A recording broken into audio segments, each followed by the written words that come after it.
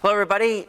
We have our eye today on Ridley drama. We're here on the stage of the Ridley High School Auditorium, and we have cast members from the Ridley High Fall Play 12 Angry Jurors. Joining me today, Sean Kennedy, Isabella Ninneman, Courtney Cook, Sarah Lowell, Zach Calamita, and Violet Wiley. Welcome, everyone. Let's start first. How did you get your start in acting, in drama, in musicals, and things like that? So last year, I actually joined the technical crew for the musical, and then when the play came around, I was told that I should audition, and I did, and I got the part, and now I'm here. Okay. Isabella? I kind of always just kind of liked this stuff, so it was kind of always a no-brainer that I would do it. So yeah, that's how I ended up here. My sister was involved in all the plays, so I just kind of picked that up from her, and I was in Les Mis with her about 4 years ago. Okay. I started in middle school and just always knew that I wanted to be on the stage, no matter what, so I'm here.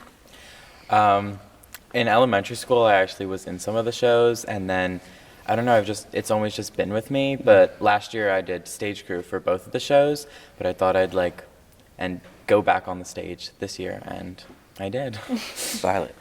I've been doing theater since I was in elementary school, and it's my favorite thing to do. So I knew I was going to do it once I got to the high school. You're in the rehearsal process right now. As we record this, we're about a week from opening night. This is an ensemble performance, a lot of tension. We're here in the jurors' room. I don't know, did they turn the heat up in here like in the original television movie? There was, there were a lot of tension. What kind of things did you go through to prepare you guys are it? I mean, you're on stage the whole time. You're in this jury room. You're discussing a lot of serious issues. How did you prepare for working with each other, and how much did you know each other, and does that help or hurt if you know somebody? Well, we've kind of all been a part of the drama group for a while now, so we've kind of all known each other, which I think helps a lot because we're able to bounce off each other's lines. And it's mainly important to just know your lines and just be able to react to said lines and then be able to say yours. Yeah, a lot of us have known each other for a bit now, and anyone who's kind of still new, they were very easy to get along with and join the cast well. And knowing your lines and trusting that other people know their lines well enough that you can bounce off of each other with no problem. Yeah. Definitely, I would say we've all known each other. I think all of us agree to that it's easy because we all know each other.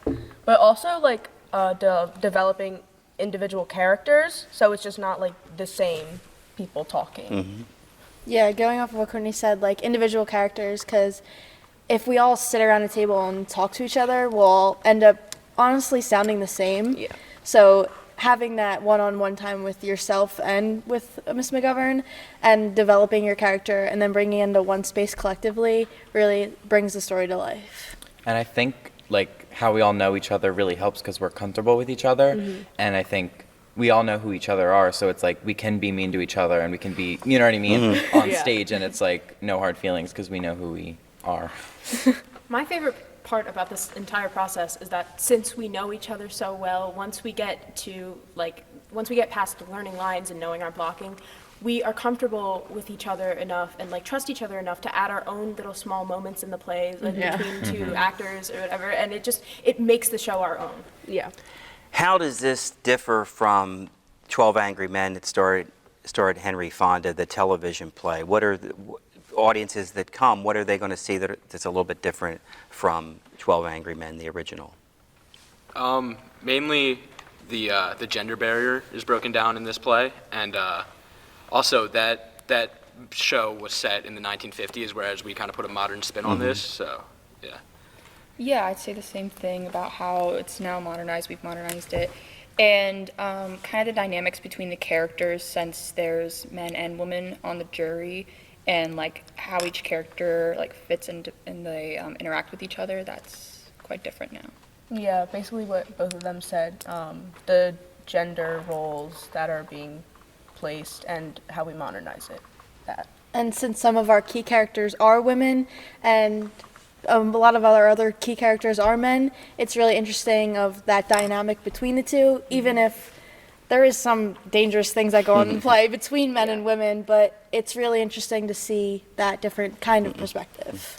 And like a lot of the lines in the show are very like outdated that we had to like change to like make more sense. 'Cause, Yeah. like I don't know, some of the lines I was like, wait, what does that even mean? Right. So we had to change that up. Right.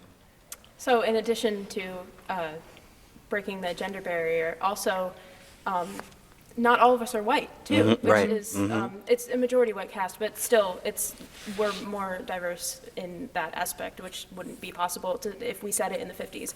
So that's part of the reason why we decided to modernize it, so we can incorporate all of these things and have everyone we wanted in the cast, and also still make a statement, you know? Did any of you watch the original?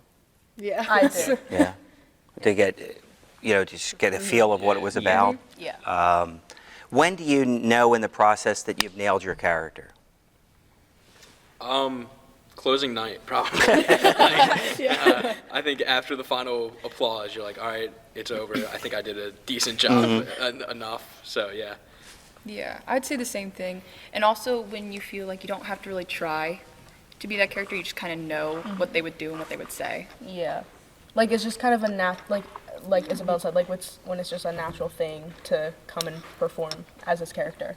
Definitely. Yeah, when it's natural or when Miss McGovern gives us really good notes about our characters, then we know we're doing a good job. And I think like at times if somebody were to forget a line, like you would just know what your character would say. You know what I mean? You're Yeah. comfortable and you know what your character is and what they would say and do. Yeah, definitely. If you can just improv something if needed, if something were to happen during the show, like, that's when you know that you have a good idea of your character. But you can always expand on that, so. We're talking to cast members of 12 Angry Jurors that opens next weekend here at Ridley High School, November 18th, 19th, and 20th. And who wants to tell us how to get tickets? Well, you can get them online at the Ridley Drama Group website. They're also posted on the public Ridley Drama Facebook group. Okay, And you can buy them here at the door. at the door? Yes. And show times? 7 p.m. on Thursday the 17th, 18th, Friday the 18th, Saturday the 19th, and then 3 p.m. on Sunday the 20th. Yep. So, are you excited? Very Yeah, good. Very excited. Definitely. Oh my gosh. It's good to have you here. Best of luck. Break a leg.